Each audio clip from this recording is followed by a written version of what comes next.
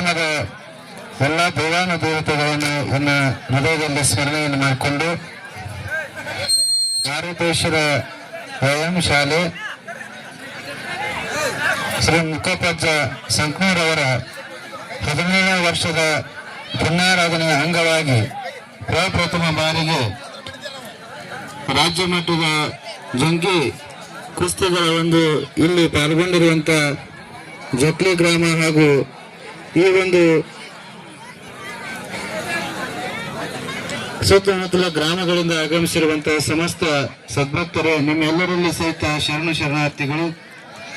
ಪಹಲ್ವಾನ್ ಮುಖಪಜ್ಜ ಸಂಕನೂರವರ 17ನೇ ವರ್ಷದ ಪುಣ್ಯಾರಾಧನೆಯ ನಿಮಿತ್ತವಾಗಿ ಇದೊಂದು ಕುಸ್ತಿ ಪಂದ್ಯಾವಳಿ ನಮ್ಮ ರಾಜ್ಯ ಮಹಾರಾಜರಿಂದಲೂ ಸಹಿತ ಪರಂಪರಾಗತ ಬಂದಿರುವಂತಹ ಕ್ರೀಡೆ. ಈ ಕ್ರೀಡೆ ಹೀಗೆ ಹುಟ್ಟೈತೆ ಅನ್ನೋದಿಲ್ಲ. ನಮ್ಮ ರಾಜ ಮಹಾರಾಜರು ಸಹಿತ ಇಂಥ ಪಂದ್ಯಾವಳಿಗಳನ್ನ ಏರ್ಪಡಿಸಿ ಇಂಥ ಕಾರ್ಯಕ್ರಮಗಳನ್ನ ಸಹಿತ ಅವರು ಮಾಡ್ತಾ ಇದ್ರು.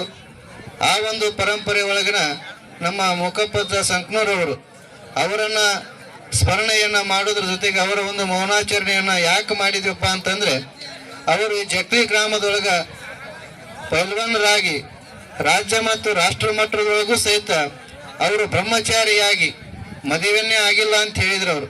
ಅವರು ಜಕ್ಲಿ ಗ್ರಾಮದೊಳಗ ಅವರು 17 ವರ್ಷದ ಪುಣ್ಯಾರಾಧನೆ ಒಳಗ ಅವರ ಸ್ಮರಣಾರ್ಥವಾಗಿ ಇಂಥ ಕ್ರೀಡೆಯನ್ನ ತಾವೆಲ್ಲ ಇಲ್ಲಿ ಹಮ್ಮಿಕೊಂಡಿದ್ದು ಬಹಳ ಸಂತೋಷಕರವಾಗಿದೆ. ಈ ಕ್ರೀಡೆಯನ್ನ ಗೆದ್ರು ಸಹಿತ ಸಂತೋಷ ಪಡಬೇಕು, ಸೋತರು ಸಹಿತ ಸಂತೋಷವನ್ನ ಪಡಬೇಕು.